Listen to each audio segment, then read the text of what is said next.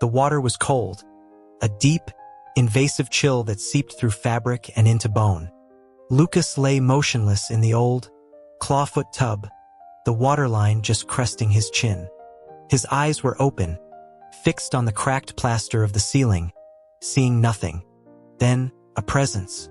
Arms, solid and real, hooked under his shoulders and hauled him upwards, breaking the surface with a gasp that was not his own. Water sloshed over the sides onto the worn linoleum. Self-destructive inclination -10. The figure holding him was breathing hard, a young man with damp hair clinging to his forehead, his expression a mixture of panic and fierce determination. He was slight, not built for dragging someone of Lucas's size from a tub. Lucas blinked, water droplets catching on his lashes. He reached up, his fingers tracing the line of the other's jaw, feeling the warmth of real skin. A quiet awe settled in his chest, fragile as a spun web. "You're really here," Lucas murmured, his voice rough. I thought you were just a voice." The young man, Eli, stared at him, his own breath coming in short pants. "Of course I'm here. I'm always here. You can't do things like that." He helped Lucas out, his movements clumsy with concern. The air in the small bathroom was thick with damp and the scent of old pipes. Eli found a frayed blanket in a narrow hallway closet and wrapped it around Lucas's shoulders, his touch hesitant, avoiding direct contact with the soaked clothes beneath. "You need to get out of these," Eli said, his gaze fixed firmly on the rust-stained sink. "You'll get sick." Lucas didn't move for a moment, just watched him. The stark overhead light carved shadows under Eli's eyes. He was here, tangible, not a phantom of a weary mind, but a solid truth in this shabby, forgotten place. Later, in the dimness of the bedroom that smelled faintly of dust and memories, Lucas held on. Eli had tried to pull away, to give him space, but Lucas's grip on his wrist was unyielding. "Don't go," Lucas said, the words barely audible. The plea was raw, scraped from a place he seldom showed. Eli stopped struggling. He allowed himself to be pulled down, settling awkwardly on the edge of the bed. "I'm not going anywhere. I told you I'm your system. I'm here to help. Then help me sleep." Eli hesitated, a faint flush visible even in the low light. He finally raised a hand and began to pat Lucas's back through the blanket, the rhythm stiff and unpracticed. "Just rest," he whispered, the words feeling foreign. "The rain stopped. Tomorrow will be clear." Lucas closed his eyes, his head resting against Eli's collarbone. The steady, if nervous, beat of a heart against his ear was a lullaby he hadn't known he needed. The tension that perpetually coiled within his muscles began, incrementally, to unwind. Self-destructive inclination -10. It became a new ritual in the weeks that followed. In the quiet of Lucas's penthouse apartment, all sleek lines and muted grays, or during long drives in his silent car, Lucas would ask, his tone carefully neutral, if Eli might take form for a while. The requests were always framed as a need for company, for a second opinion on a woodworking design, for someone to share a meal. Eli always agreed. Seeing the number on the internal dashboard, the one that measured the dark pull Lucas fought, decrease with each visit was reason enough. He told himself that was the only reason. He discovered a strange joy in the simple human experiences. The weight of a coffee mug in his hands. The smell of pine sawdust in the air-conditioned workshop Lucas had set up. The texture of a worn flannel shirt Lucas had bought for him. He found himself studying the curve of Lucas's smile, a rare and precious thing, and the way his eyes, usually so guarded, softened when they looked at him. One evening, Eli was scrolling through a travel blog on Lucas's tablet. They say the stargazing in the mountains north of the city is incredible. No light pollution for miles. He glanced up, hopeful. "Have you ever been?" Lucas, who was sanding the edge of a maple leaf carving, paused. "No, my schedule never allowed for it. It's the weekend after next. We could go. You and me." Eli gestured vaguely between them. "In person, I mean, we could camp." A long silence stretched. Lucas focused on the wood in his hands. "If you'd like to," he finally said, the agreement quiet but definite. The trip was meticulously planned. A luxury camping site with a pre-pitched canvas tent and a fire pit ready to light. The mountain air was crisp, carrying the scent of earth and distant pines. Lucas was grilling steak tips and vegetables, his movements efficient. Eli watched, chattering about constellations. A hiss of pain. Lucas jerked his hand back from the grill's edge. Eli was on his feet in an instant, crossing the short distance. He took Lucas's hand, examining the red bloom on his knuckles.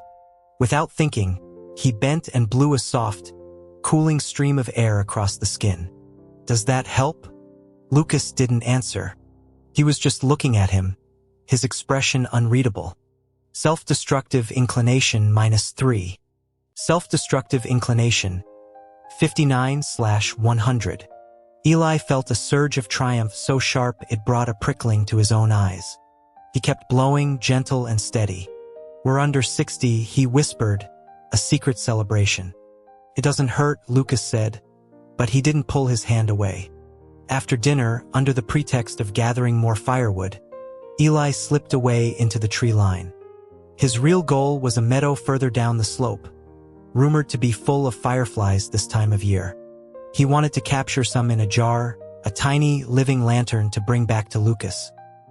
He'd been gone less than 10 minutes when the alerts began flashing across his internal vision.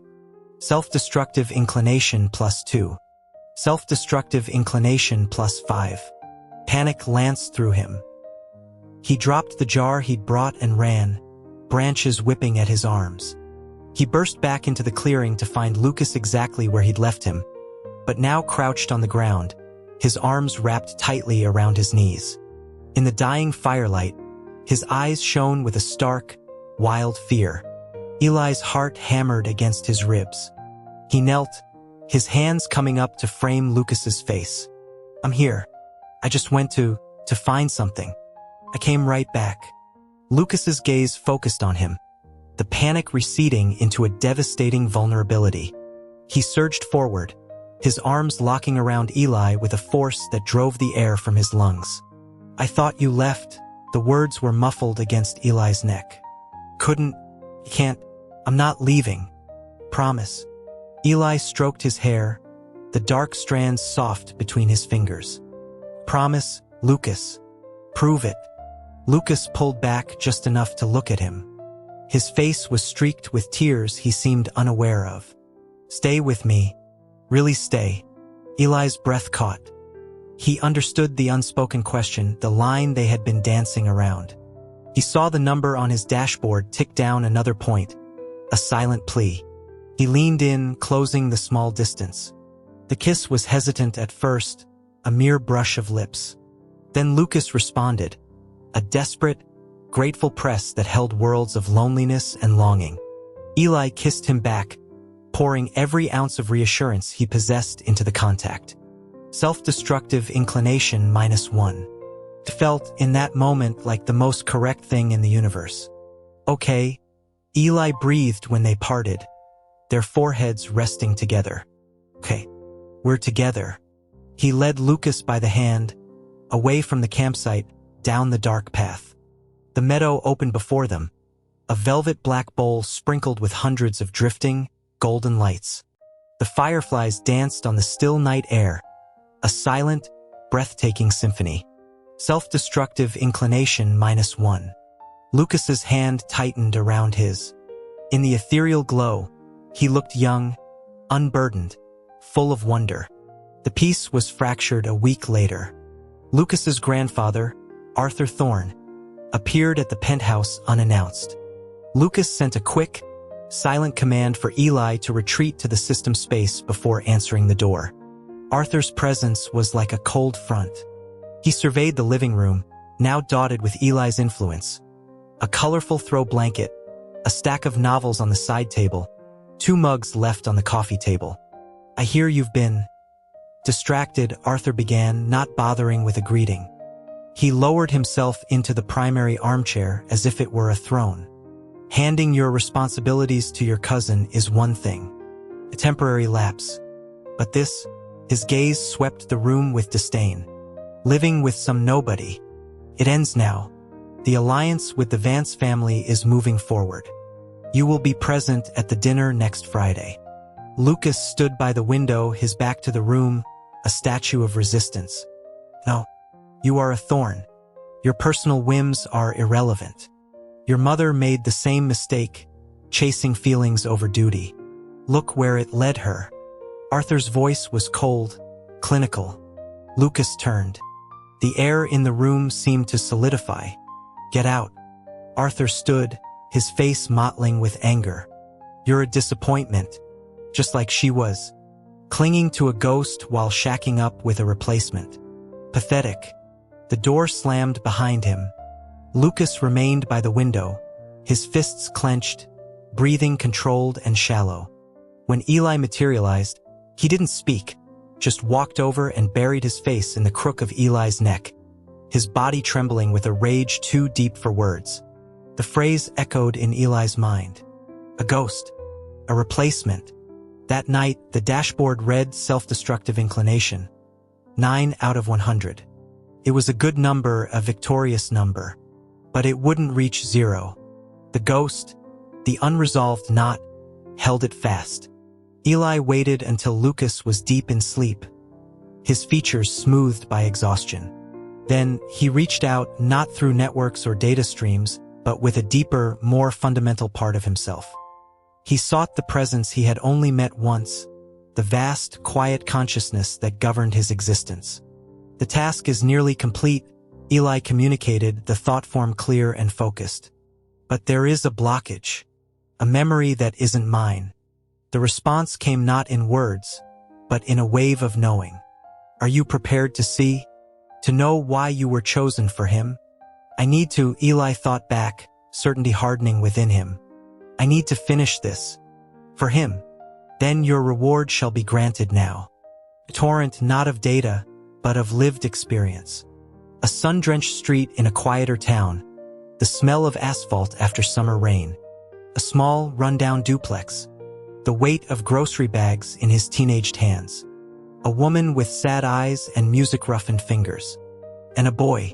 A small, far too thin boy with solemn eyes, watching ants march in a cracked sidewalk. His name was Eli. Eli Carter. He lived with his grandmother. And the boy across the way was named Cal. Cal, who was quiet, who flinched at loud sounds, whose father's shouts sometimes leaked through the thin walls.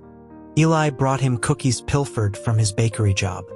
He helped him with homework at a rickety kitchen table.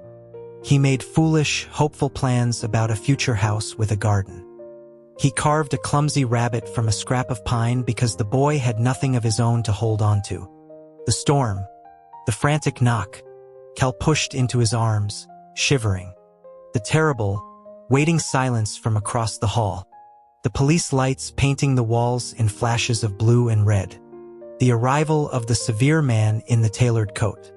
The offer of money, stated not as a bribe, but as a cold, irrefutable fact. The crushing weight of powerlessness. He'll be a burden to you and you to him. This is his world now. Cal's shattered face. The feel of the rough wooden rabbit pressed into a small, cold hand. I'll come find you. When you're all grown up and doing great, I'll find you. Take this for now. Promise made in despair. A lifetime of waiting begun. Then the blur of years. Nursing school. The late shift at the hospital. The screech of tires, the blinding headlights, the impact that shattered bone and future. The last, fading thought. I'm sorry, Cal. I broke my promise. Darkness. Then the sterile, quiet void of the system hub. The manuals. The training. The assignment. Lucas Thorne. Self-destructive inclination. 97/100. He had never questioned his origin. He was System Eli, a helper, a guide. He was Eli. He was Eli. The memories settled. A second skin. A truth he had always carried without knowing. He opened his eyes. He was in his own apartment, the one the main system had provided, hours away from the city. It was morning. He moved with a single-minded purpose, throwing clothes into a bag, hailing a car, then boarding the first train back. The familiar streets blurred past. He finally understood the pull of that shabby duplex, the sacred stillness Lucas sought there. It wasn't Lucas's past he was visiting. It was theirs. The front door was unlocked. He pushed it open, the familiar creak of the hinge a key turning in his soul. He walked down the short hall, his footsteps loud in the silent space. Lucas was there in that small bedroom. He sat on the bare floor beside the narrow bed, his knees drawn up, just as he had as a child. He didn't look up as Eli entered. Eli stopped in the doorway, his throat tight. Oma, Kal. Lucas's head snapped up. His eyes, wide and red-rimmed, found Eli's. He stared, unblinking, as if Eli were a mirage that might dissolve. Eli crossed the room and knelt in front of him. "I'm so sorry it took me so long." A tremor went through Lucas, then another. He reached out a hand, his fingers trembling as they touched Eli's cheek, his hair, as if confirming solid matter.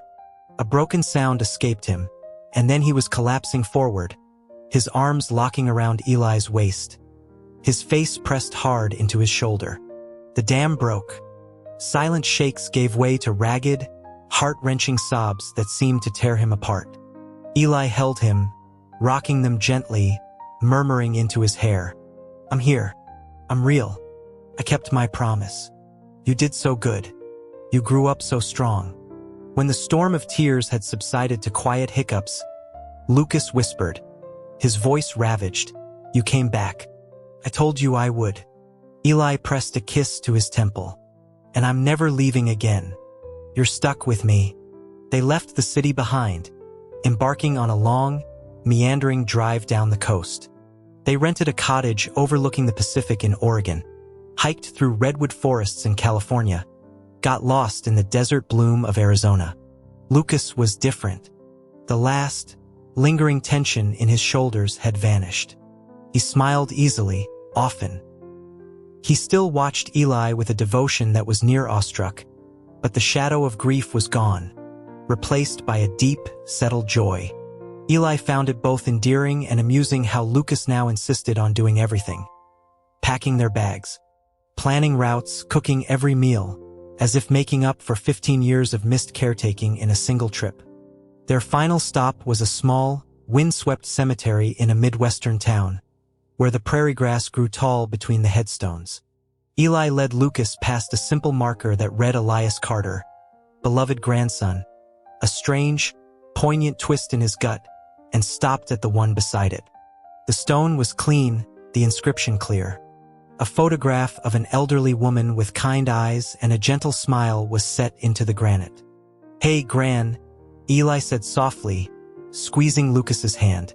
"It's me. I know it's been a while. I hope you weren't too mad at me." He took a steadying breath. "You remember Cal, right? From across the hall?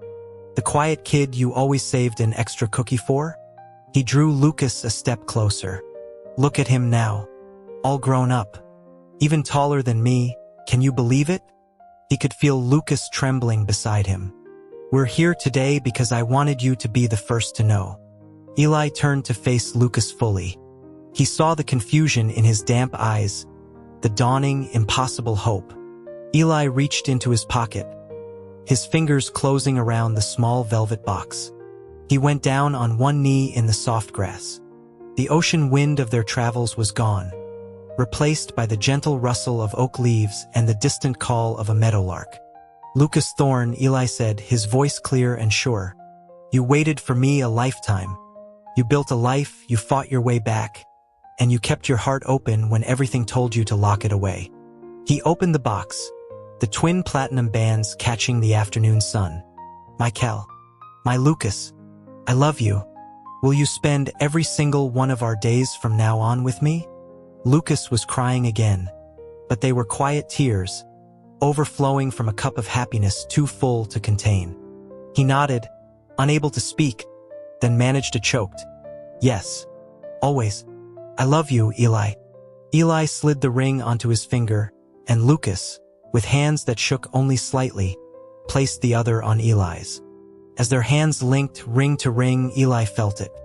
A final, gentle release. A soft, decisive click in the deepest part of his being. The last vestige of a system's obligation dissolved into nothing, leaving only the profound, human certainty of a choice, freely made and forever kept. The dashboard, when he thought to look, was blank. The task was gone.